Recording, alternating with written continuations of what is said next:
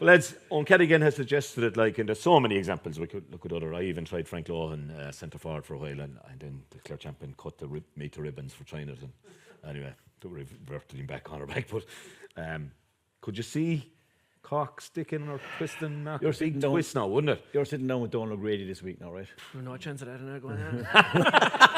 That won't be happening. You're going through the league final yourself and Donald, having a nice conversation, talking tactics. Are you in favour of changing the middle of the defence? Well, I'm in favour of and moving. Donald is telling you, no, Matt, this is working. Give it time. Donald will try and convince you of that anyway, like, you know, it's Donald's way or no way. But anyway, and he definitely came up with the ideas as well, like, so there'll be about 10 minutes after telling him, like, but anyway. Could I see Cork sticking or twisting? It's too late in the day, I think, to twist. One of them, Mark. Could you see O'Mahony going up?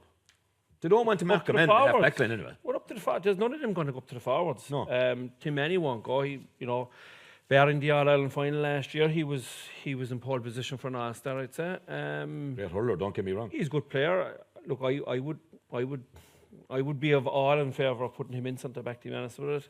He was tried out 3 or 4 years ago when he was younger. I think he's a bit bolder and more brash now, and I think he's the kind of a fella that would play centre back. The biggest issue for Cork is that if Cian Lynch starts centre forward, have we learnt anything from the All-Ireland final last year? And unless they put John Melrick in on him, on Cian Lynch, we will have learnt nothing. Because if they turn up at the weekend with Mark Coleman centre back again and Cian Lynch centre forward, I don't think it's going to work. So that's the concern I would have. Would I move Mark Coleman? Definitely, but only as far as the middle of the field. I think he would be a very good fit with Darragh Fitzgibbon because Cork play an attacking game, I would suggest.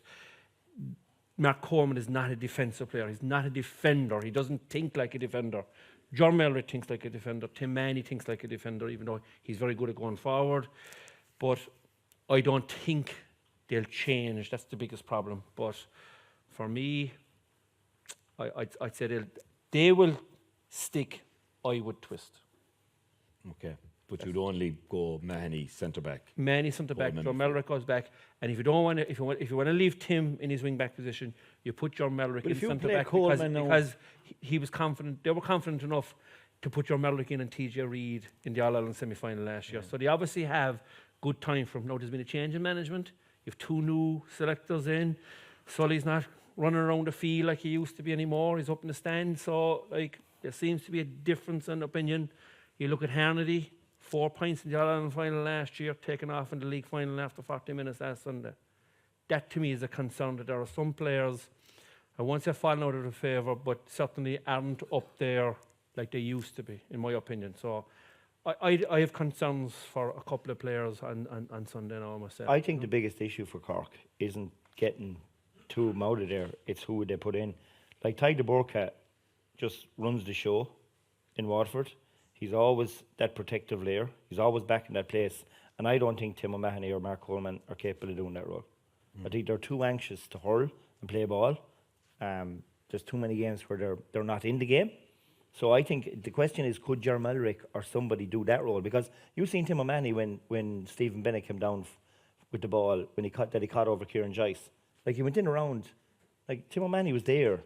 And he just went one side of him and into the back of the net. So I think Cork will get 6 forwards. How hard they work now is going to be debatable because if they don't work again, Limerick backs, they're dead. But if they got somebody that could, Waterford scored goals the last time, they could have had a few more. Could have 2 more, yeah. What? You know what I mean? So I don't think there's any spine or structure to their defence, and I'd expect them to be a bit better. Like how Ger Melrick wasn't back marking Stephen Bennett or the last day or Desi Hutchinson trying him in a man, because I thought he was their out-and-out man marker. But like they Kieran Joyce back in cornerback, who I think has tucks of hurling in him. So I don't know, was there a bit of games going on? It'll be interesting to see now. I would be surprised if Ger Melrick isn't given a specific man-marking job. And maybe they didn't want to give that away the last day. Maybe. I don't know. You're 100% correct in that Jory's a man marker. There's no doubt about that. And the fact that he didn't play so well in the middle of the field, it might force their hand in to make a decision to go back and make him a defender. Me personally, I'd him back cornerback with Sean O'Donoghue in the other corner. I think they'd be 2 very good, tight, sticky cornerbacks. And then I would actually play Dalo O'Leary full back if he was fully fit, because I think the young fella, if he had two very quick cornerbacks beside him, I think he would settle into that role. For me, I'd be playing Rob Downey then in the half back line, and you either, what they're going to do with the centre back position. So Joyce will surely play, though, will he? Will he play wing back? Personally, I would put him wing back. Or midfield. Do you know what I mean? Yes, or midfield. Like you have a combination of all different types of players, but Liam, have the positions actually gone out of the game now, really? You just need every fella to be able to play in every position nearly. Like your 2 to 9 needs to be fluid. They need to be able to play in lots of different positions. So I think they do have those players to do it. But the one weakness for me is that I think as a defender, we played in defence good, all of us at one stage. If your man got 1 point, you'd give him that. If you got a second point, you knew you were in trouble. You were going to get the curly finger, right? Now a defender can concede 3 or 4 or 5 points, and there's the problem. Just get on with the process, get on with the next ball. So maybe it's a more high-scoring game now, and it's acceptable to concede scores because you know you're going to get it up the other side. But for me, Cork don't defend. They don't put tight on their man. And if we're playing a sweeper and you end up with loose players all over the place, you're saying, well, what are the other 6 fellas doing? They should be marking tighter on their men. So, has anyone out there, lads, any opinions on the rumour mill and who's going to be playing? TJ kind of let it slip there earlier on. We're having a quite bottle of beer that Shamie Flanagan is probably out.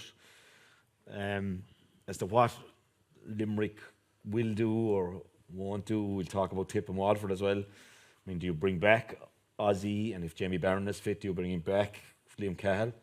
What does Colin Bonner do? We spoke a small bit about that in the full back line, but a lot of big guys gone. But from a Limerick, what are you thinking he'll go with? Are you asking me first or the audience first? Well, we'll bring the audience in after. We'll see. Okay. Do they agree with you?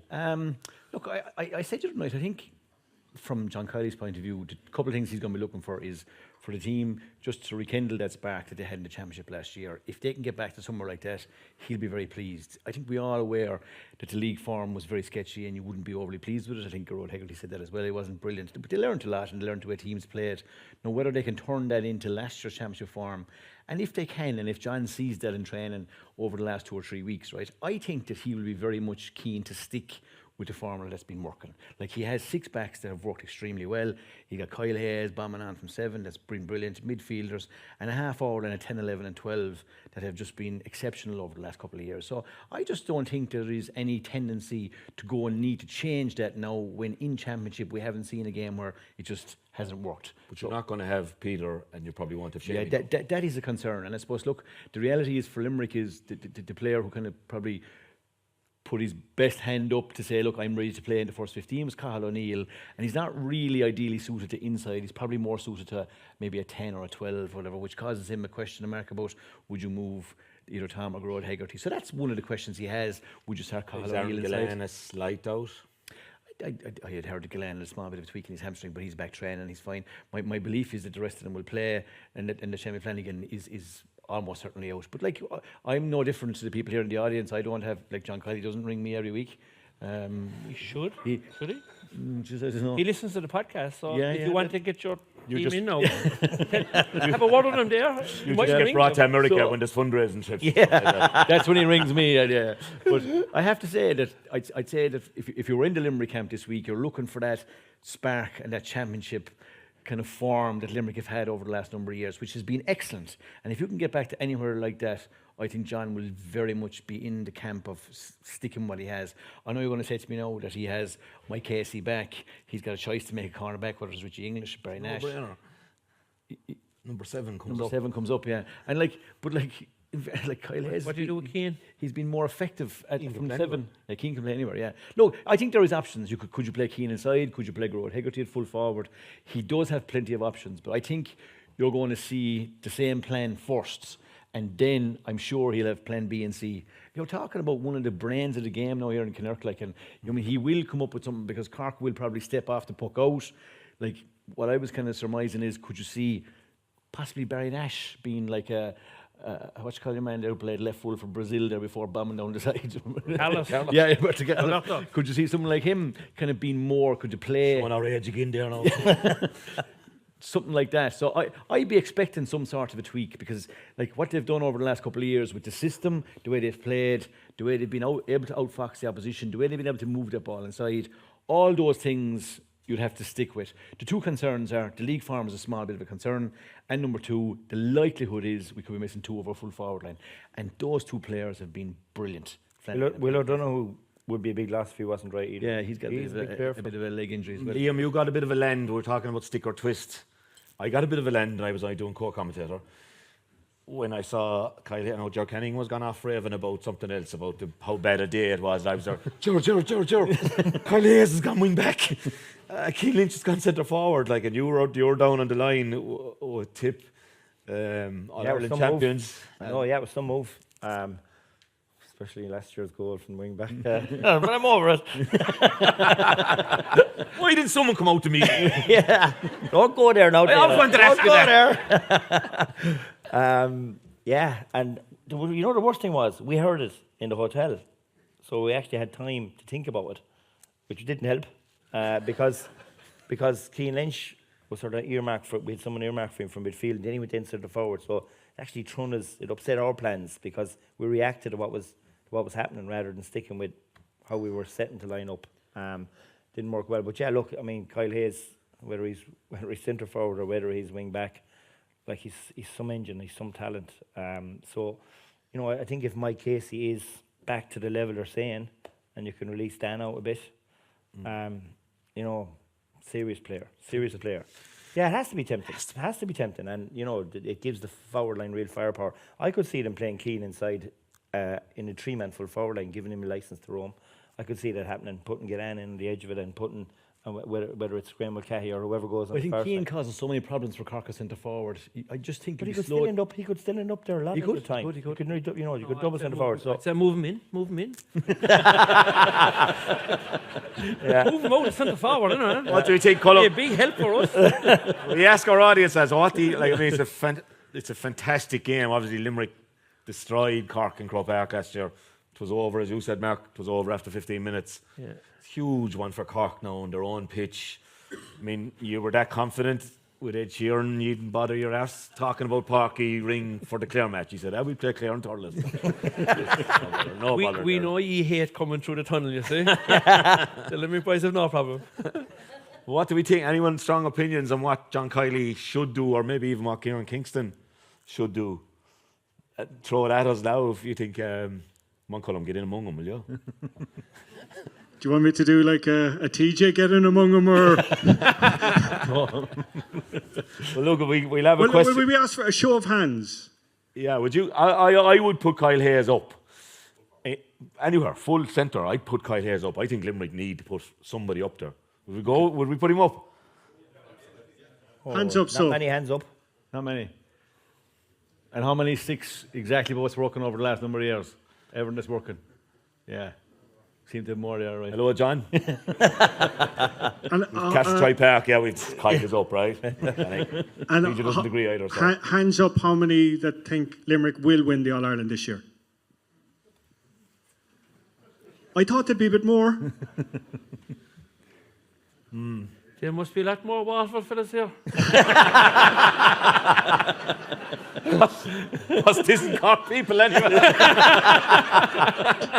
Dalo, I'll just throw a question to you and to the lads as well. You're talking about systems. Is there a fear, though, in top-class hurling, the same argument we made at football, that we are getting too caught up in the systems and the individual talent is suffering maybe from, as you talked about academies earlier, the under-14 wonder kid, as somebody said, would Colm Cooper exist in the modern day Gaelic football world doing the things that he did?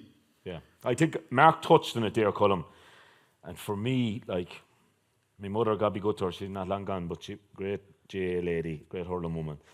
She wouldn't feed me, like, if my men got more than 3 pints off me, like, that's... You're starved quite a bit, so. Gone to nothing, kid. No, but, like, literally, the first thing you'd be asked... Who? How many Shiny McGrath get Shiny only gave one or two, and I always got one or two the other side. Okay, that's Never got it there. Kevin Tucker? Kevin Tucker took me for about 3. 5. Get 5. He got 5. Take it up. Take it out. One again or some man to drop him into the All-Ireland. This is awful sound move out of Lynn. Like. But no, like that was the kind of thing that was the first thing you were asked coming in the door, watch your men score. To kind of like, and I'm there at the moment. Like we played Killaloo in a county league game there last week, and just Killaloo are good now. They came up and beat us fair and square now. They're not giving out about systems, but they kind of set up with a man deep. So we had no option then to probably play a man deep, and we've good lad Garrod Ryan, good hurler, teaching down in Kilkenny, so we played Garrod. Jeez, the half-back line just stood.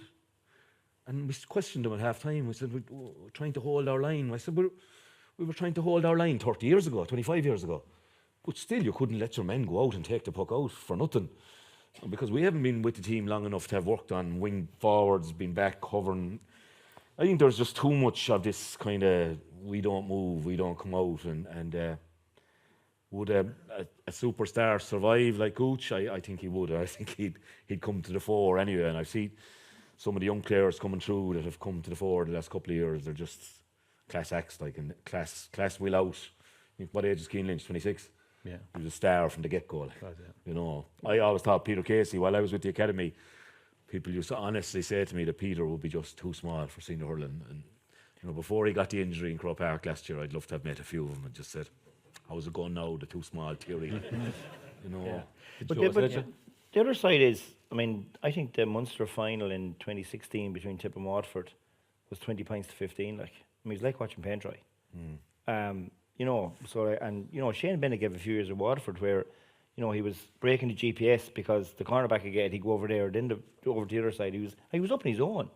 You know, but like, I think the way the game is, like, you're looking at 30 points mightn't get you out. Yeah. You might win a match, so like, it's a spectacle. Like, the scoring that's going on, like, teams are so well conditioned. And, yeah, like, most of them play through a system, but the Limerick system, you know, the way they spread the ball in, it's hard to break down. I mean, like, it was like as if they had the Cork players drawn all over the place last year in the All-Ireland final. They just had them mesmerised with movement. And I think Cork or Limerick and Waterford have serious movement, up front especially. Would you be worried, TJ, that Limerick didn't create anything like the amount of chances in the league? No, look at but the they league was a write-off. had 7 or 8 or team out any time. Like, I know, but their stats would always have, they had a lot of wides always, Limerick, but still putting up these massive 30-point scores. Yeah, like I think Waterford scored 22 goals in the league, which was phenomenal going, like, Yeah. right? Phenomenal. So we didn't come anywhere near that. I think to go back to the system first of all, right? I think any people here who's involved in a team is that you're trying to get some sort of a system to suit the players that you have right now. Like, so Paul obviously saw that he had an exceptionally skillful group. Waterford has something similar at the moment. But within that, right, you need players to play well. So I don't care what system you have. If players aren't playing well, if they're striking, if they're ball handling and they're catching, like what Waterford did in the league final, and we were there, Marco, looking at it. Like, Desi caught a ball. It was On off the the floor. charts. It was down there, like, right? So you're talking about ridiculous, skillful players. And the same with Limerick when they're in their pomp there over the last couple of years, and we're hoping we can get that back. But a system, some people, your buddy Davy went queer there with sweepers for a while, and like his system didn't work, like, right? Derek was very, very sweeperish, and Waterford, Cork whilst Mogi team were full on 15 on 15. they were 6 points up with a sweeper, didn't they? I think they were, yeah. Not a good day at the office for Davy. Not a good job interview for next year either. But it's only the league. I'll come back to within any system, you need the players to play well. But a system has to suit the group that's there at the moment. I think in most dressing rooms that if you can get a buy-in from the players that you have into the system that you're trying to play, most players want to play some sort of an attractive brand of hurling where they can express themselves. I think that gets the best out of players, and Limerick are doing that, and it's allowing them. There's a bit of the short, there's a bit of the long, and I go back to John Kiley when he was after taking over from me, when I put everything in place for him. Did you tell me that, right? Two of us started the whole thing. We did start the whole thing. In 2017, right, when they were just adapting this system, like, right, like I was in the stand and there was Limerick people fucking roaring at him, like, do you know what I mean? You eat them all. You know what I mean? Like, how many times have we heard that inside in the stand? Like, and it took a while to get there, but he, like, Paul saw that with the players that he had, and they just played very well. And like, it's sometimes when that gets into its flow with players playing well. If I go back to the league game this year against Cork, like Limerick, anybody who was there will see they made an awful lot of handling errors. So they were off a little. That ball through the middle just didn't work. So sometimes we kind of maybe overanalyze the system. Like when you guys are on Sunday night, Rameshing about this, that, and the other, and looking at the system, looking for like panic and looking for two things to show. You're talking about the system, right? Yeah, do you know, you weren't even there, like right at the game. That's actually what I can't understand. We were on the night of Hago sending off. And you weren't, where were you? Myself, himself, and Dunlog, and like we'd 3 pieces of analysis at the end. Like, so Joanna's there. So who's taking Galway's strong finish? And I was kind of looking at him. And, I'll take the sending off. Yeah. He was mad. The two of us were going, grand. But I'm just saying sometimes we overanalyze the system. I just think within any system you need the players to play well. And all of a sudden when players are playing really, really well and they're making things happen, sometimes we kind of think that is the system. But it's actually the players just moving the ball through the lines. And most players now want the ball. And look, I think the adage there before about if you give the ball to a good team, they might give it back to you. If you give the ball to a really good team, they'll hurt you. And I think most teams have that philosophy now. And when you have the ball, they'll puck outs. When you have it in play, do not give it to the opposition and just try and shoot it and let it go dead and restart. I'm not buying any of this shite. Declan Hannon is loose, Barry Nash is loose, constantly in your defence. But Barry Nash is loose because the opposition corner forward goes out the field. No, what about Hannon? Oh, Hannon's a deep line centre back, the same as Tyke de Burka, but he's not a sweeper. Will the enforcer sits in front of him? What's the difference, I wonder, between a deep line centre back and a sweeper? Well, sure, look. But we don't play 7 backs. Derek regularly tells us in the podcast the 7th defender. But to be fair, Plus one, Cunningham calls it. Plus one. but then we don't play 7 backs. No. That's the sweeper system. You started the sweeper system. I didn't. You fucking did. I didn't. One second now. One Sheriff second. Farrell did it. No. First. Kilkenny. Yeah, Kilkenny. Against Kilkenny. Against Kilkenny. Alan They Markham. Alan beat him Markham. the same day, actually. I wasn't. He was just a kind of a no overlap. Was that your idea or Davy's idea? Was Davy playing? Davies and goal. It was Davies' I hope idea. I know I say I'm sorry, the manager. Jesus, we were going so bad, like I tell you, like we were going so bad. And the best centre back I ever saw was Shawnee, like. And I'm going to be biased on that, Shawnee and Brian. I wouldn't nearly have any of the rest of our team on the best of all time, but the two of them to have a 3 and 6 like that. If Cork or Limerick or Cork or Tip had them now, they'd be biting the hand off you, wouldn't they? Like Shawnee's legs were going, like, and teams were beginning to target him, like with these speedsters. You know, I can imagine now Richie Power or something like that. Like, so he was struggled again. We barely got over the line against Offaly, and he struggled. And Kilmaley had regularly played Alan Markham at centre back. Yeah. He was a brilliant striker, brilliant athlete, pacey, vision. He was great forward as well, of course. And they're first cousins as well. So I said to McMahon one night, what if I popped the first cousin behind you? Would you go to every ball? Because I knew Johnny just had a few doubts in his head. I thought that he wasn't going to be able to get back. And therefore, when you're in that zone, you'll do nothing. Centre forward is cleaning up. You're not attacking the ball. There's a hold in. Nothing is happening. So, Jesus, he said, how do you mean? A sweeper? And I says, well, Popeye, Alan Markham's Popeye playing behind you. So you can go like a savage for every ball. And Jesus, lads, we had him beat. I remember Nate Quinn running onto the field. No extra time. Replay. Tommy Walsh getting sent off as well. Like, jeez, we had him. We missed the penalty as well. Davy missed the penalty, came up from goal. No, I'm not picking on Davy, no. We got another one anyway, and he was coming up again. Let's just go back. Gilly! Gilly stuck it, but yeah, I didn't. Sir Farrell did it. There you go, folks. Oh, Sir Farrell did it. Daly started the sweeper system, just so you know. Sir Farrell did it in 86. 86. He beat Kilkenny. And he played a 7th defender, let's call him, a +1. And then he met Cork in the All-Ireland final, and Johnny Crowley was manager as the extra man for Cork. So it went out of vogue then until 2004, and I chanced it again. But I didn't. I never wanted to play an extra man back. Like we didn't, you know. I didn't. It's horrible to watch, but needs be. So look, come here. If there's a key game in Munster, the round robin, we welcomed it back, Liam. If there's a key game that for your county, for Tip, Cork, Limerick, Clare, key game that you think that's the one that's the most important game for us? Tip and Clare. And like it's in Thurles. So if you win that home game, you've got Cork coming. You know, so that could be a winner take all game because on a head to head. So like that's the way it could plan out. But I think I think Sunday's a free shot. The following Sunday is if you lose, you're out. And I think you can make up your own mind, but I think it's a massive game for both counties because if you win that, you're giving yourself a fair shot at it because you have to beat 4 points will possibly get you have to beat one of the two others. Then you know what I mean. But like you know, you have for Tip, the fact that they've Clare and Cork at home, if they don't beat Clare, Cork at home probably mightn't be much good to them. So I think that's the key game for Tip. And like, you know, I know it's 7 days afterwards, but I actually think having a game under your belt is a good thing. I think in 19 we played Cork in the first game, we beat them, and I think it could have been, was it Limerick's first game inside the Gaelic grounds?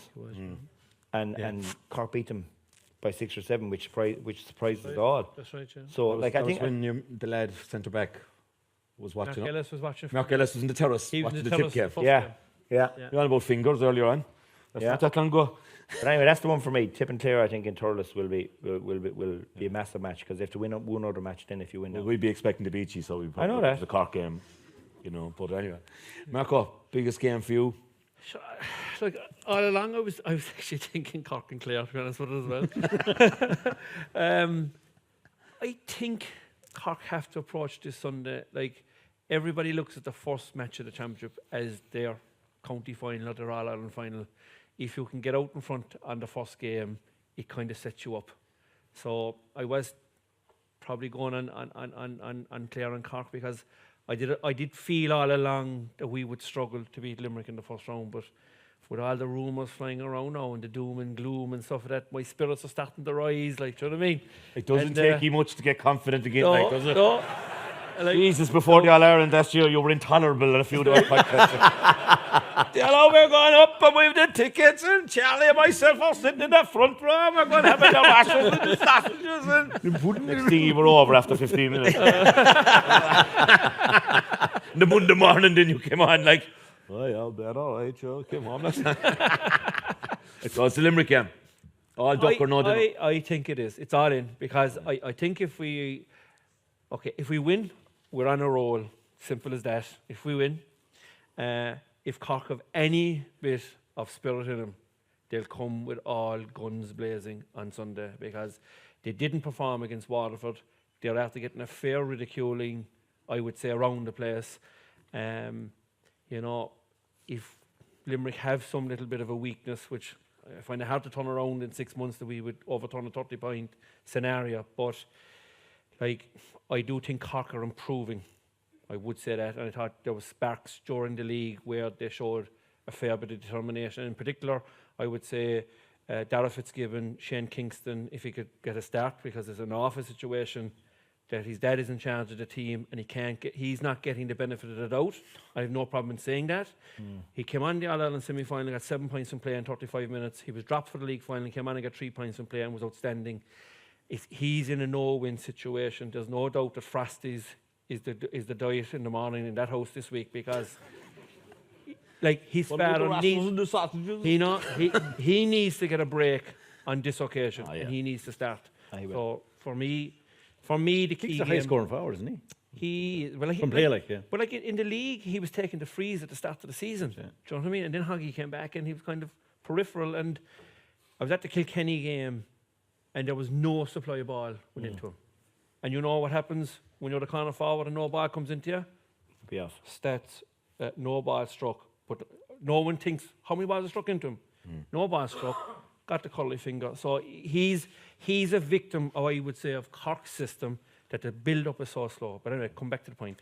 The key game is Limerick and Cork. Yeah, I think Kieran just needs to get over himself and play the young flag. Stadium flag. Agreed. Exactly. Top 6 Back 'em. forwards in Cork. Back 'em. no doubt. TJ, for the crowd, the home of hurling, I suppose you invented the game, and now you tell us all how to play it. Now, that minor result didn't go on great tonight, but so you're milking it while you're at the top. What's the key game? Is there any game that really matters really on the Ireland final? I'm going to go with Mark here. I'm going to say that for Limerick, I don't think the result is as important for the first day out to Limerick as it is for Cork. I think from Cork's point of view, myself and Mark have agreed on this, I think it's a must-win game for Cork. I think if they lose on Sunday after the league final, I think they got to go changing their team then. It's not ideal. I think it's all going to happen very quick. I think they're going to be in bother.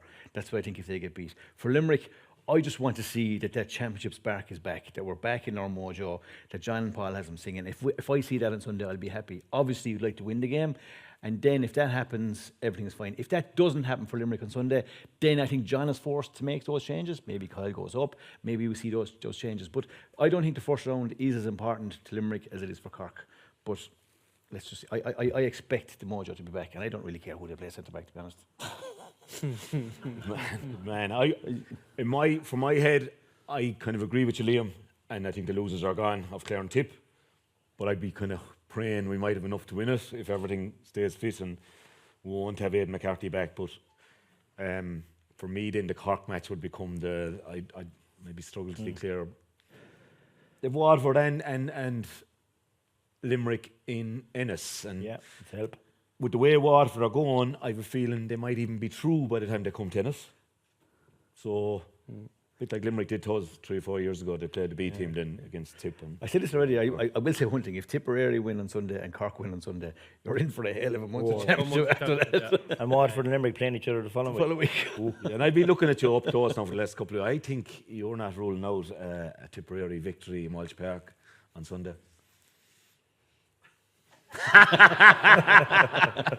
You're trying to mind read here now, eh? As well as everything else.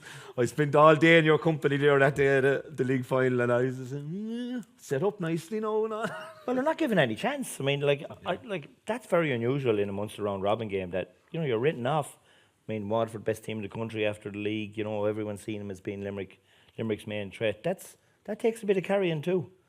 And look, if it starts to flow for them and they crack in 2 or 3 early on, you'd fear for us. But, yourself, I think this is a game where if Tip got it down to the wire, 10 or 15 minutes to go and we're still in the game, you never know. You're going to look at, you'll have Jason Ford, you'll have Mikey Breen, you'll have John McGrath, you'll have Jake Morris, Mark Keogh's making progress, you've Rona Maher, Carl Barrett.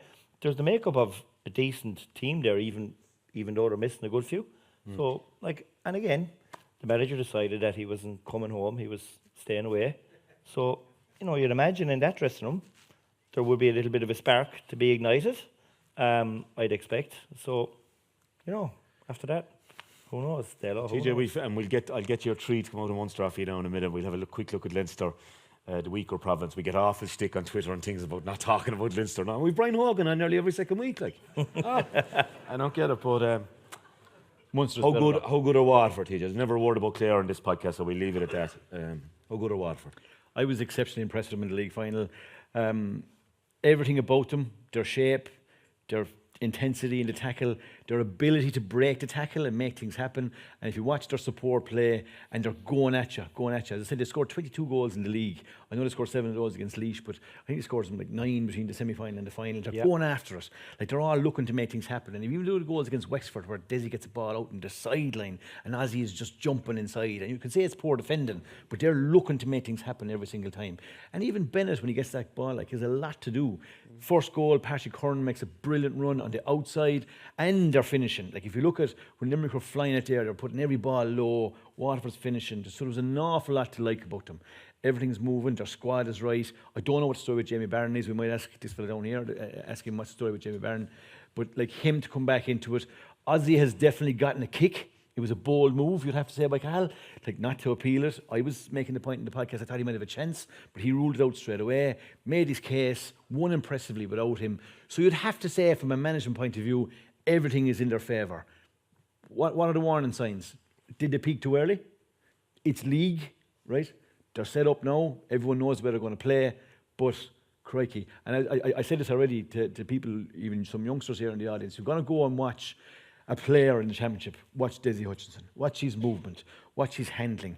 He's like a striker. I know he played soccer professionally in the UK, right? But every time he gets the ball, right, his initial instinct is a bit like that old Kilkenny style, is goal. Is there a goal on here? And then if it's not, he'll take the point. But you just have to really admire that about him. There's a lot of similarities between Waterford now and maybe Limerick when they got going back in 17-18. Everything is in their favour. And you'd have to say, from a Waterford point of view, this team doesn't do it. You'll be asking yourself questions because they seem to tick all the boxes for me. I said, Mark over there, we were impressed with them. Yeah, they were very good. They were. And the funny thing is, since 2019, when they played the league final against Limerick, there's only Tom Condon has gone from the Limerick panel. There's only 4 surviving from the Waterford team. So Liam Cahill and Mickey Bevins and the new selectors have totally revamped the Waterford panel. Now, they have a couple of really exceptional players, the Burka, Gleeson, Bennett, Jamie Barron. Calum Lyons is a person who's come out of nowhere to be a really quality player. Irla Daly, he's a very, very good player. Stuck him in centre-back last year in the Ireland semi-final when the Burka went off. So they have a quality all over them that, they would look like the front runners possibly to take on Limerick, I would say. I suppose their history might possibly come against them, that sometimes they kind of get ahead of themselves. So I think the outside manager should be a serious help to them. And I think Cahill has laid down a great marker amongst those players as well, because the team we would have played against, like, there are a few headbangers now, you'd have to say, like, you know what I mean? Like, It was straight in the full power.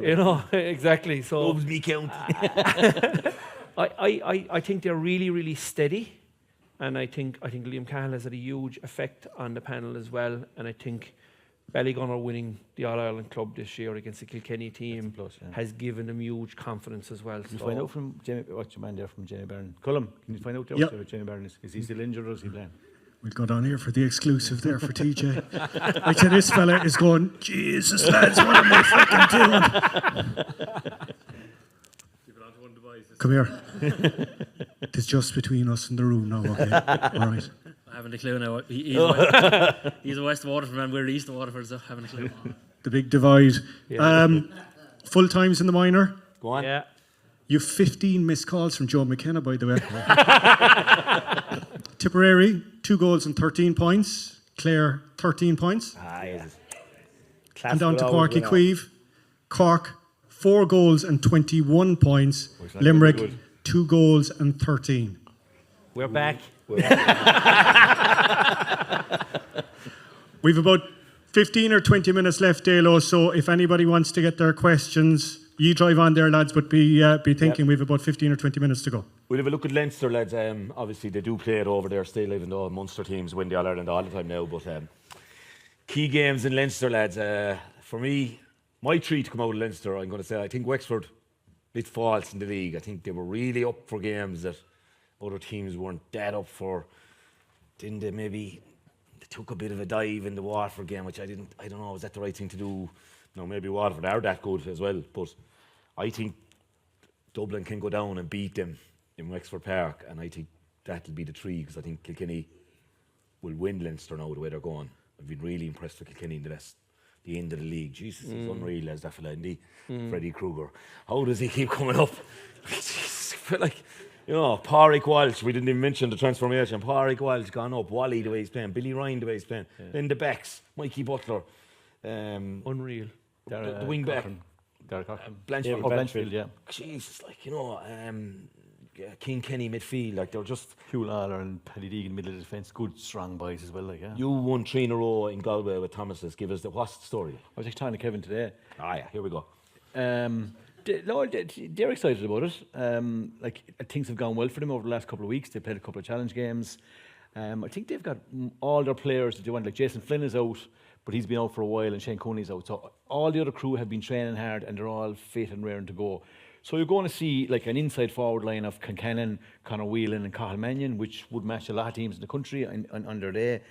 You'll probably have Conor Cooney at centre forward, like Pádraig Mannion, Dahi Burke, Fintan Burke. I mean, all these guys. They have a couple of new guys playing. Tom Monaghan at wing forward. Ronan Glenn in the middle of the field. Is my man playing? I don't think so. Evan Nyland. No. Bad move. He'd be on your fantasy team anyway. I don't think so. But no, they're playing at 4:30. I think for me this is the key game. I think Galway need to get off to a flyer.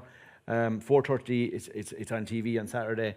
Like they're mad for road. I'd say they'll be looking to ask questions of that Wexford backline early doors. Given what happened to Wexford and Dara in the league semi-final, they'll want to put them on the back foot. It'll be important for them. The challenge is for Galway is they'll be coming to they have 2 games time. They're playing Kilkenny. Maybank holiday weekend, they've told us already, is Henry is in Salt Hill versus Brian Cody. 2:00, Salt Hill Sunday. Limerick are off that weekend. If you want to go somewhere, go to Salt Hill Saturday night.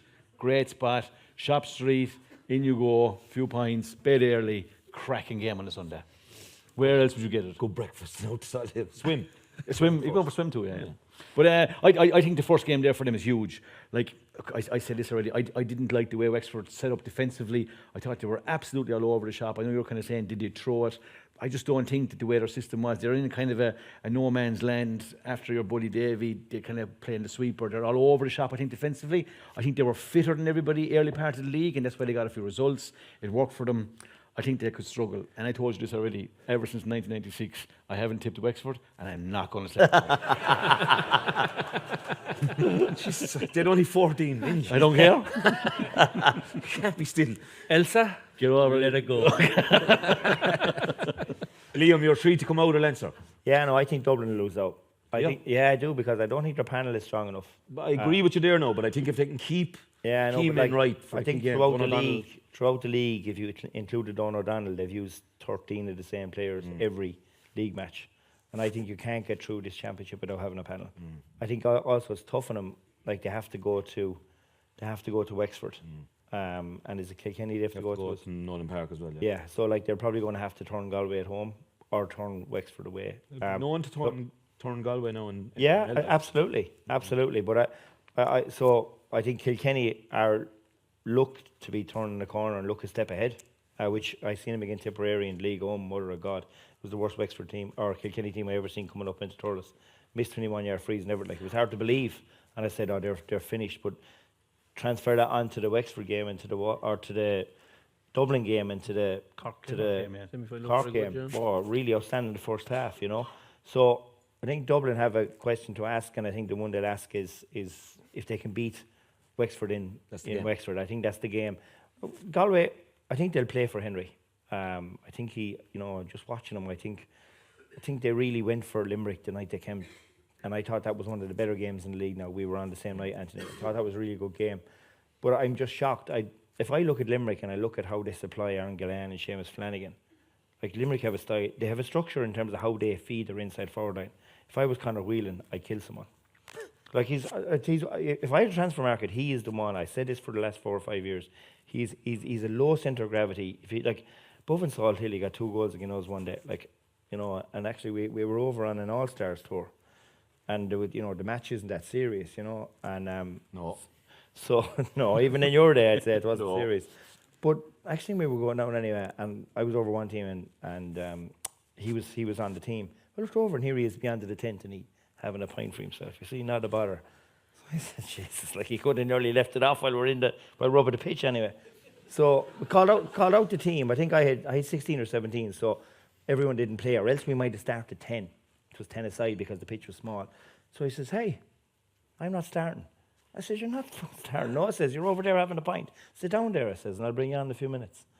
So next thing, someone calved anyway inside. Didn't last long. He went in. So he said, "Watch this." So in he goes, and he got the first ball, and he went to do it, and he just pulled the ball back into his hand, top corner. Right out of him. Oh, he is. Like, that fella can do things now with a hurling ball that is serious. But he doesn't get any ball.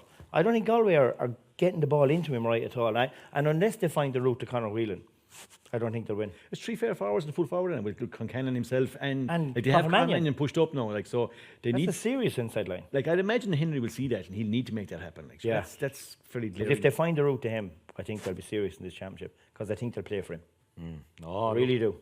Everything. I know he's had an awful personal setback, and really I'd say tough. that affected him near the end of the league as well. But he's a winner. Anything he goes at, like he came into RTE, like he decided straight away he was the #1 pundit. 10 All Ireland. I'm 10 All Ireland. I asked him one day, "What was it like to lose an All Ireland final, Henry?" He didn't like it either. I'd lose any like. I'd be asking that to Jackie Turrell. What's it like to lose a final? Shut up, you idiot. 2 All Irelands. We all go to All-Star trips. The All-Stars of '98 went to Boston to play Cork, were the All-Ireland champions, '99. Do you remember that, Marco?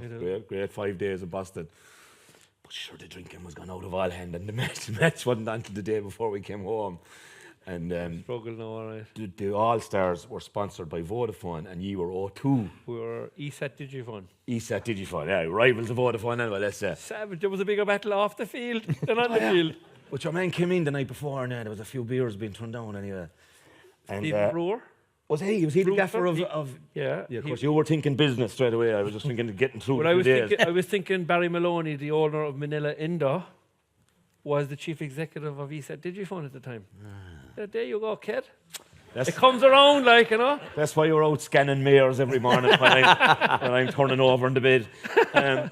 But He came Should've in stayed anyway. in the And bank. he was an American kind of guy. Was he? Yeah, Bold? yeah. Yes, Big tall fluid attack. Yeah. So he came in. He says, "Guys, don't want to lose to these guys out in Canton tomorrow." We're the fuck of a shite, Stephen. Like, I'm not gonna be winning any more All-Stars, like, you know.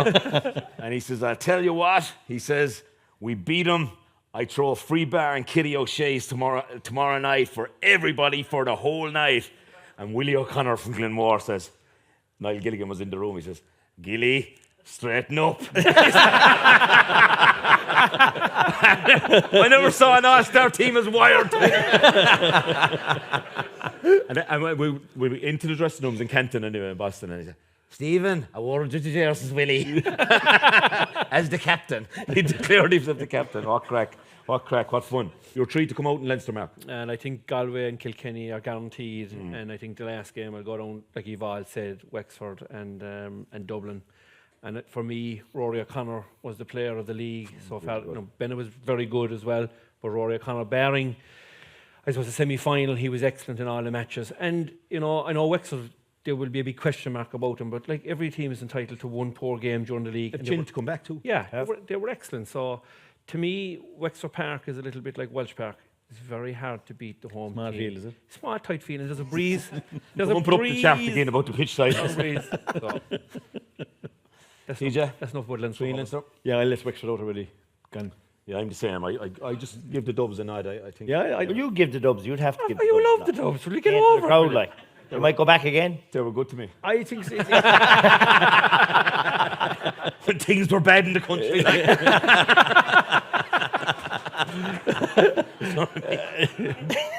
yeah, very important. John Costello, nice man. I think the Dubs, apart from that Kilkenny game, the Dubs' form wasn't too bad. I know what you're saying about the same players over and over again. Lots to like about them. They've got big players who can win their own ball.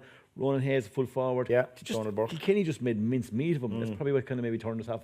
But I just think that Dublin, a lot of the league was good. Like, and they hammered Wexford actually in the Walsh Cup. The Walsh Cup, yeah. So That might go Three in back. Munster. One answer. Three names. Waterford, Limerick, Cork. Waterford, Limerick, Cork. Same. should kind of disagree with the boys, not all. It's going to be Limerick, Waterford, and the banner. You're still getting money off the Clare County Board as well. So. Clearly. The two ye finished on the 22nd of May. When you start in the club championship, lads. Anyway, moving along swiftly.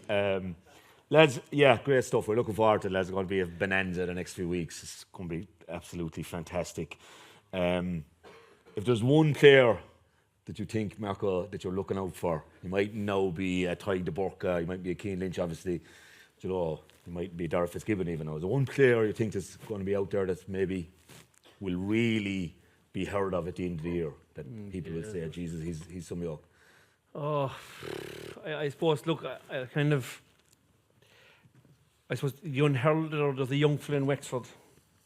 I think Oisin Pepper has the ability. Corner forward, left-handed fella, doing the leaving stuff. I think as well. He flashed in. A bit like Shane Daly. He could be the dark horse. That particular game against the Dubs, I think he could be a superstar. Will he win an All-Ireland for them? No. Coming back to my own home county, I just hope Shane Kingston gets the start, because if that fella will turn up, he has the ability to rattle in a couple of goals. Okay, you've got two in. Liam. Who are you looking out for? Quick mention, Kieran Joyce. I think I've been really impressed with him in the league. But someone that's in a while that I think he's going to do someone for 2 or 3 goals. I've been really impressed with Billy Ryan throughout the league in Kilkenny. Very, very good. Very, very good against Tip. And like, I think he can score 3 goals in a match. And I just think he's a sleeping giant for a while. Yeah. And I know he hasn't really done it, but I think he's really found form this year. And I think he could have a really good championship. TJ? Yeah, I've said this already, I just think that if there's an heir to the throne after Henry and TJ Reid, I think it's Owen Cody. I've seen him playing at club level up close. I know he's been Young Hurler of the Year and we've seen him already, but I'm just telling you, this guy is off the charts. His footwork, and Kilkenny are now starting to play a game I think that's going to suit him. Their use of the ball is better, their ball into him is better. I just think that he's a potential as nearly as good as the boys if he can climb those steps. I see it in there, but we'll see it in the championship. And Daly, as I said already, I know he's obviously well up in lights, but I just think as a forward, as an inside forward, myself and Mark were at the Munster Club final where they played Kilmallock. He was playing very deep, right? So just for a corner forward, his starting point the whole time was nearly inside in the small square, right? So and then he was reading and he was gone and he was just making those lung bursting 40, 50-yard runs. Then he fixes his feet, fixes the defender. He can move right and left. He's just an incredible forward to watch. What happens even when you meet Sean Finn? Well, I hope the same as what's happened before, but I think that Waterford have probably learnt a bit, and we're going to see a little bit of this, and you can look out for it, is what Liam Cahill did in the league final, because he knew Sean Donoghue was going to wrap up Daly, right? So straight away after 5 minutes, we remarked on it, he brought Daly out the field, out into that half-forward position where he left the two boys inside then. So you're going to see a bit of that from Daly. He got Donoghue out of it. Like I tell you before, right? Good hurlers can play anywhere. Oh. Yeah, can slaps streakers as well when they come onto the field. That streaker, lads, has never been seen ever again. The streaker that came on. What year was that? 2005 or 6, I think. He took all his clothes Galway, off. we were going well. Still the print of your hurley across his arse. It was vicious. Raf sent me a picture of him during the week, actually. Did you see it? No? Does anyone know him? No, I don't remember. Did find out who he was? I didn't find out who he was. No, he never came after me, I think. Even with his clothes on. No. My two. I just think from a clear point of view, best hurler we've had in the last 2 years, really stepped up to the mark, is Tony Kelly. I know, outside of TK, Cathal Malone has been brilliant for Clare the last 2 years. Definitely deservedly nominated for All-Stars both years. He had a bad league. We desperately need him to find form again. The one I'm going to throw from the outside, lads, I've been so impressed with this Mikey Butler cornerback. First league match this year, 23 years of age. O'Loughlin Gales playing alongside his buddy, clubmate Hugh Lawler. I think this fella could be one of the stars of the show. Yeah, right. Interestingly, 3 of us went for Kilkenny players. Yeah, I think we all think they're going to have a say. I think. Interesting. I just have seen stuff in the last few weeks thinking, Jesus, how does he keep doing it? Other stuff that's going on, lads, this GPA standoff, this no interviews. How are we making of all this? Well, Go. I'll start because Go on. I think it's a joke.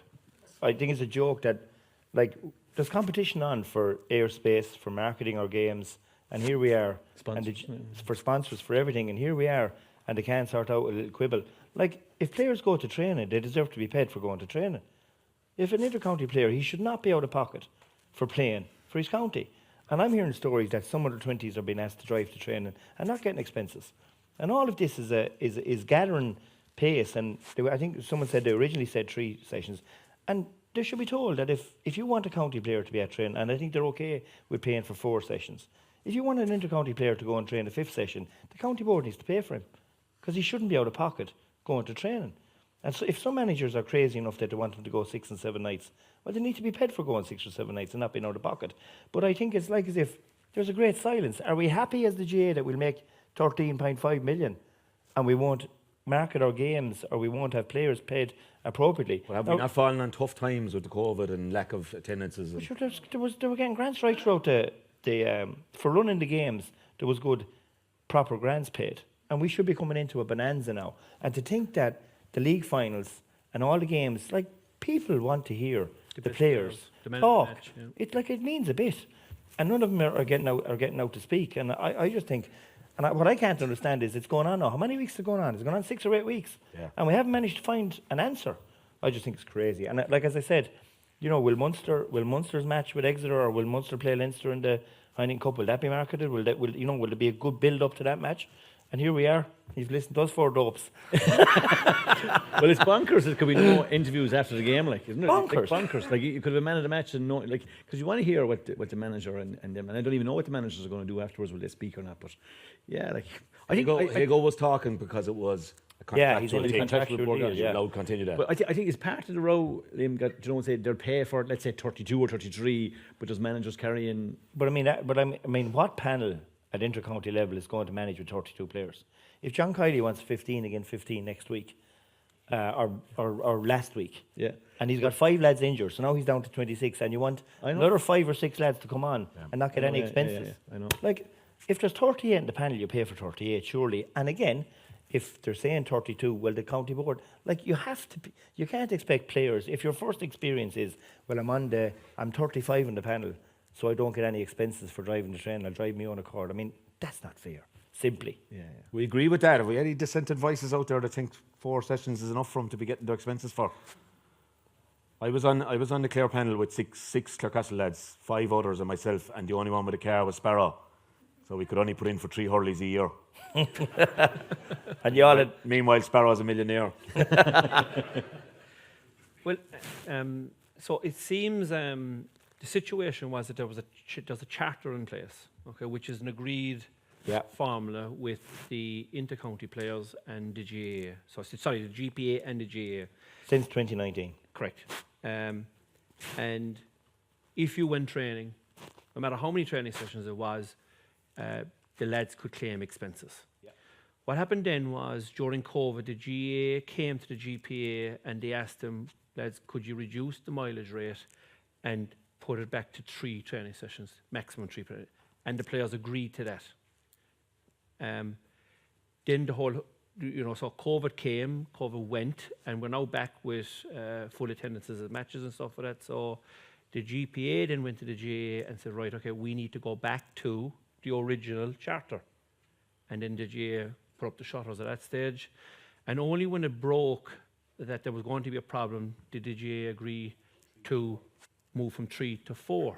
Okay, so I don't think the mileage rate has changed. So that's, and Liam is 100% right insofar that, if there's 40 fellas training or if there's more fellas training, they need to be reimbursed for their expenses. And the other thing, I suppose, is that during COVID, all the players had to drive the training on their own. And the other point we need to make, that we have totally forgotten about this, is that these players have provided massive entertainment during COVID, where people were stuck at home in their houses. They went to matches on their own. They weren't given showers. They drove home after matches, whether it was hot, cold. We played an All-Ireland final in the freezing cold. So these players, in fairness, have been brilliant ambassadors for our game and brilliant ambassadors for the country. And, the GAA really needs to step up to the mark, nip it in the bud. COVID is over.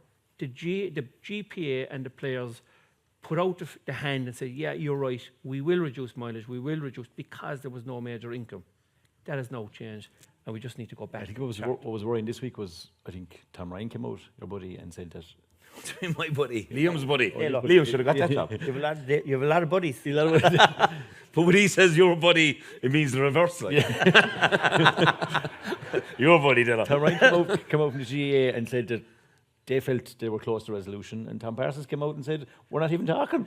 Yeah. So I think we're agreed up here. I know people would be a bit, maybe there would be other ideas on it, but I think we're agreed. Definitely.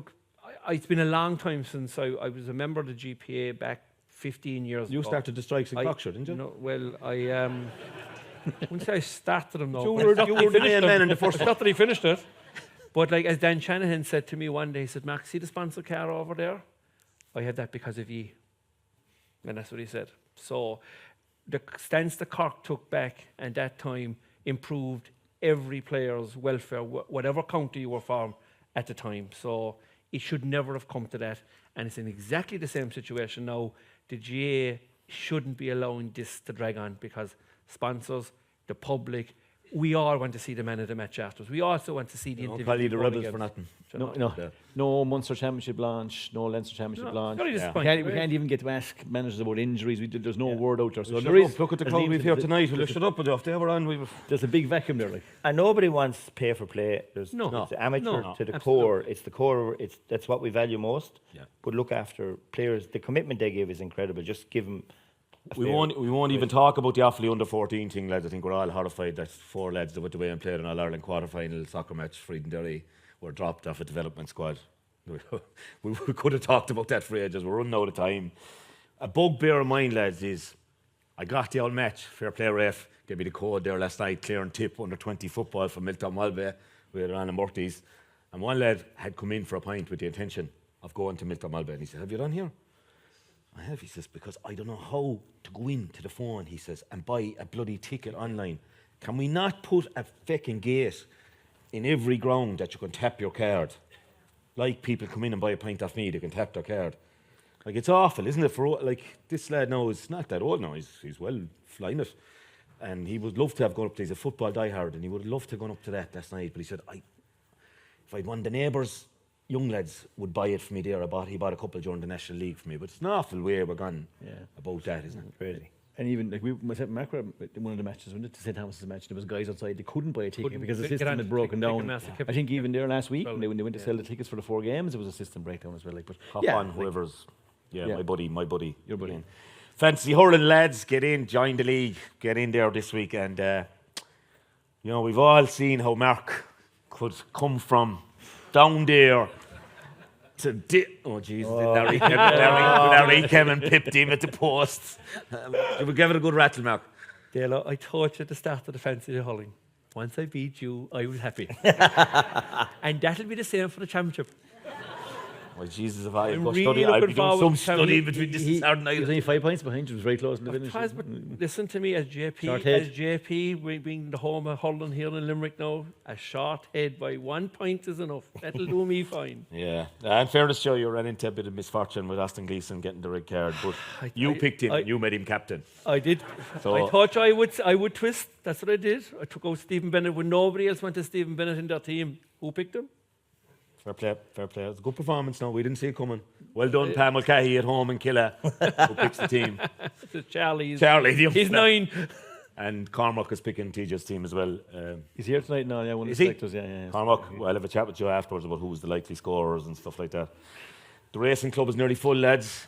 Yeah, so like I suppose a lot of people may know that we've started a racing club on the back of people listening into the podcast and the Getaway Queen who didn't acquit herself a whole pile tonight. But anyway, Second last. we'll have another day out. You never know. But we have about 10% of the spaces left at the moment. So the website will be up probably in about a week or 10 days for people to register, and for people that are, I would say, registered and have their memberships, there's going to be a raffle for 2 All-Ireland tickets for so when you go onto the website, you will be given a registration number. So for the people who are number 100, 200, 300, 400 and 500 registered with your membership, those 5 people will be in for 2 free tickets for the All-Ireland Hurling Final this year. So I would say to you, watch this space. We have, I think, TJ, you kind of phrase with the racing club that it will bring you to places that you've never been, and you will meet people that you never thought you'd meet. And I suppose since we started the racing club, we have sat with Jim Bolger in his living room, and that's certainly a place I never thought I'd be, or a man I would never meet. So it's really the phenomenal thing about it is the emails that have come in. And one sticks out in my mind in particular, a guy in London who emailed in and he says, look lads, he said, I know you know nothing about hurling, he said, but I know nothing about horse racing. But he said, I get on the tube, he said, and I go to work, and he said, I turn on the podcast, and he said, I'm smiling from the minute I get on the tube to the time I get off. And that kind of thing, we see the podcast seems to be touching people all over the world, and we have people from Abu Dhabi, Australia, Canada, America, and some of the weaker counties like Clare and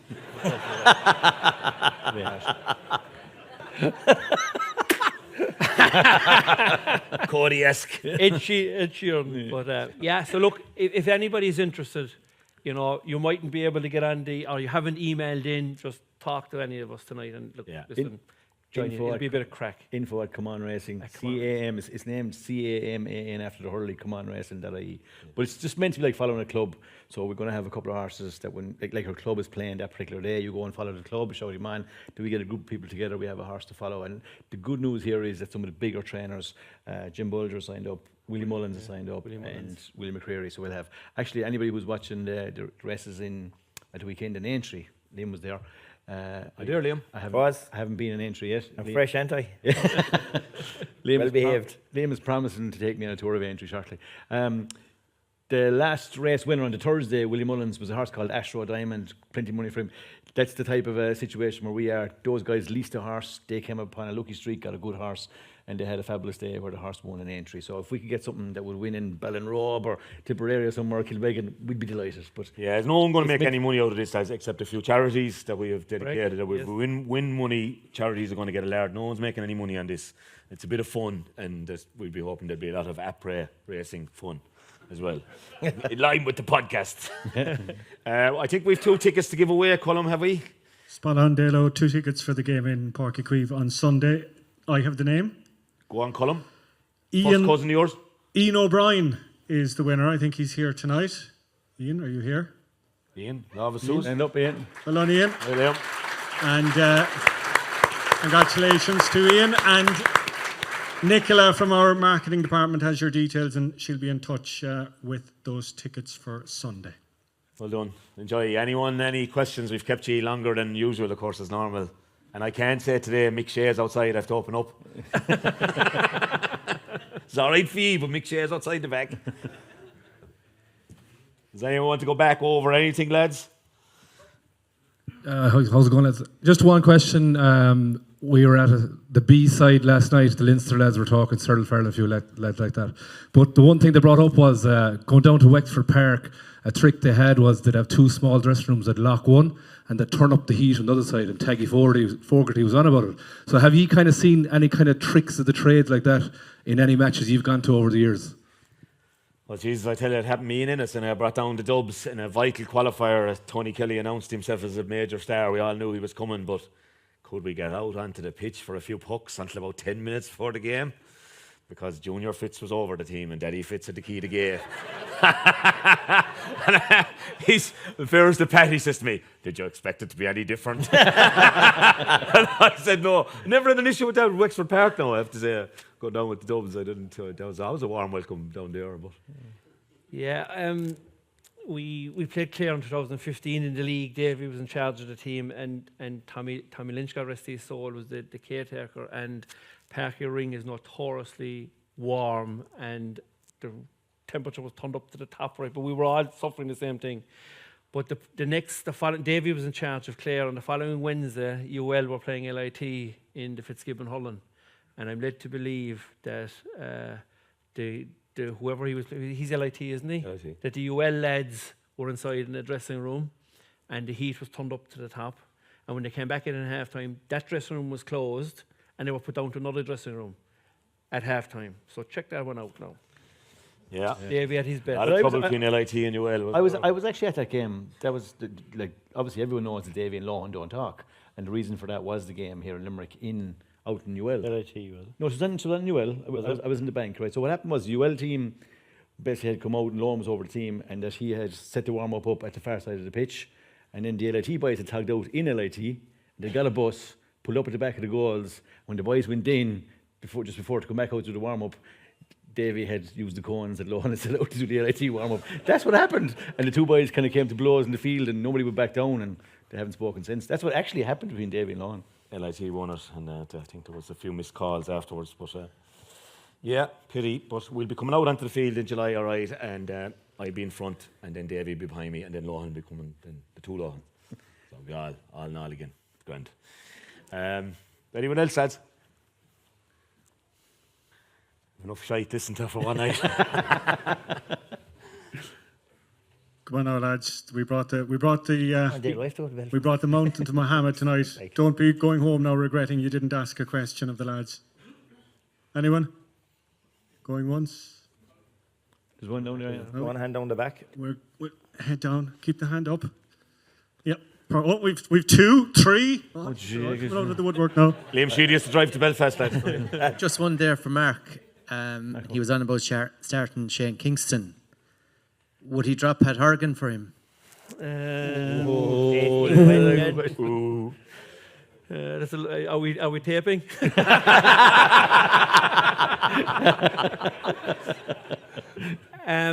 I would be insisting that Patrick Horgan would be up on his work rate, to be honest with it. If I could be guaranteed that Patrick would work like a dog, I certainly would be playing himself and That's not in his game, like, you know. But sometimes, like he did get 3-9 or 3-11 against Kilkenny in an All Ireland semi-final. Yeah, but he's not that kind of player. Like, it's not going to work. Like, Yeah, so would you drop him or not?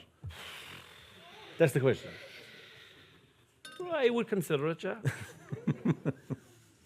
Okay, hard hat there I as you don't know fall who off take the the fence. freezer, that's the only thing. Okay, we've another question down here. A question for Mark or the rest of the lads as well. Do you think that Conor Lahan will start on Sunday, or would you rather see the likes of O'Connor start on the full forward line? Yeah, Jack would have been an automatic, I think, at the start of the season, but his form has dipped dramatically, and like he has started no match, and he's only made cameo performances so far. So I'd say they're picking it on form of what they're seeing in training.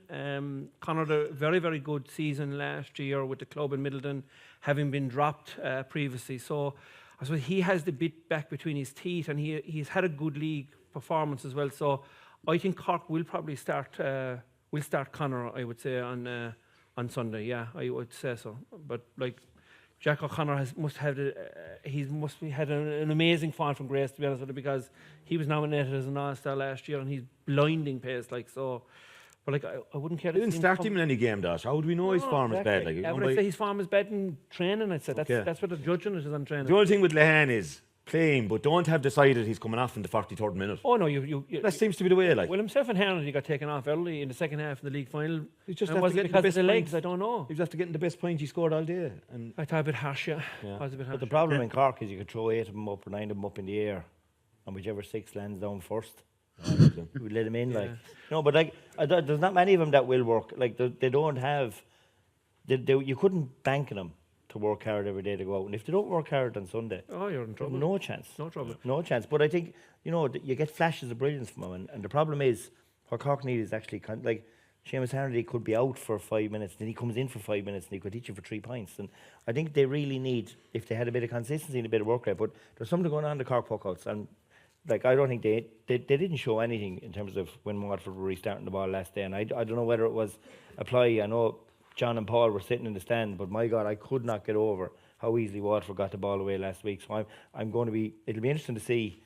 I think they were switched off for the puckouts. Maybe I'm wrong. Maybe there's master plan coming. But like, I'm expecting Cork to tackle Limerick on the puckout to see could they turn the ball over high up the pitch, or at least set up so that if they do get it up high, because when they played Limerick, they all reverted back outside the 45, but they were just standing there the other day. So Yeah, but it worked in the league for Cork, like, so I'd say they could try it again. They could give Limerick the ball up to 45 Yeah, yards. they could. That's what you're going to see. That's why you might have a Gerard Hegarty at full forward at some stage or whatever, so it'll give Limerick Long the ball. option of a long ball. An out but- ball, yeah. An out ball, but it'll be interesting to see. But I think a bit like Wexford, it's that in between. Like when you have a system, if you stick to it, Yeah. you abide by it, then you keep improving it. But when you're in between, and that's why Cork are against Waterford, they kept giving them the handy ball, and then when you've got a good team to use the ball, they will hurt you.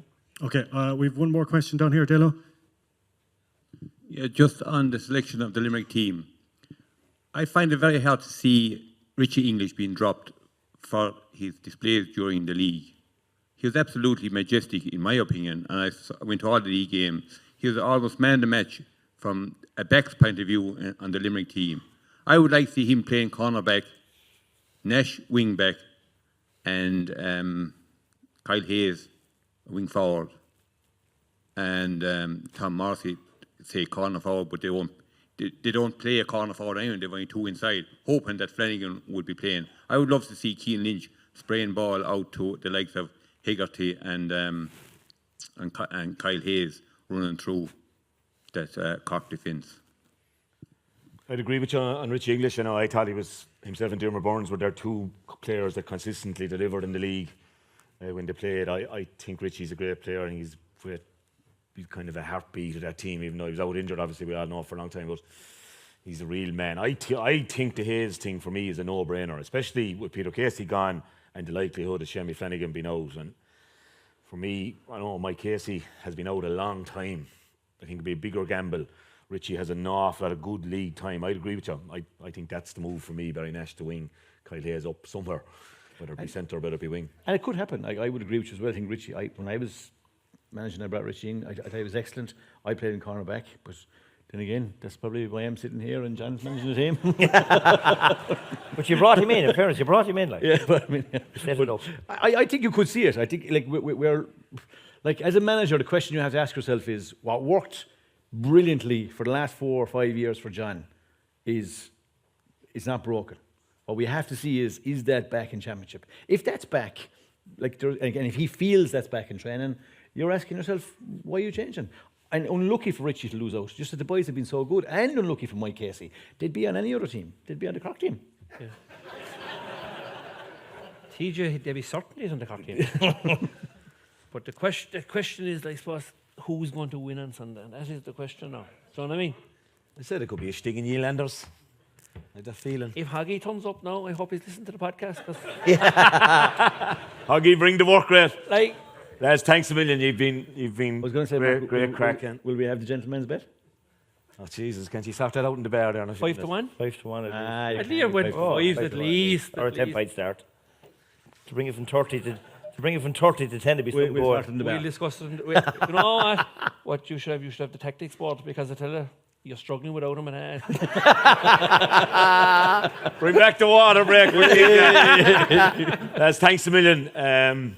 We've enjoyed the chat. We're doing it again in Cork on Thursday night. So there's some bang of Corkness down there now. Waiting to see, like, but great crack as normal. Thanks for all our loyal listeners. I remember Tony Lean rang me, I'd say 4 years ago, and he says, "Did you ever see this program, Dalo, in his best Kerry? Some NBA basketball show where the 3 or 4 lads are sitting around." No, Tony, I don't watch basketball at all. I'd watch more rugby than basketball, Tony, to tell you the truth. But he says, it's like 4 lads having a pint, he says, and talking about the match Monday evening. He says, we want to start a podcast, he said, and you were going to present it. I said, what? I said, I'll answer the questions, I'll ask him. He said, we try it. So I suppose we stuttered a bit with sound issues and everything else.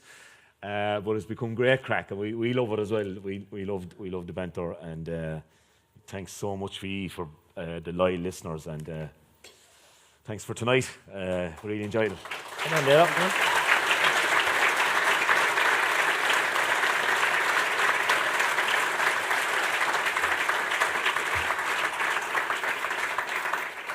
It's like being the follow-up act to the Beatles after this fantastic 4 here tonight. Just a couple of things I want to mention. Thanks to everyone for being here tonight. As I said, this was a bit of history. This is our first of the roadshow, and as Dalo said, we're in Páirc Uí Chaoimh on Thursday night. Mark is helping Dalo with his Cork accent. He's been practicing up in the room a little earlier. Want to mention the Irish Examiner, who have us here tonight.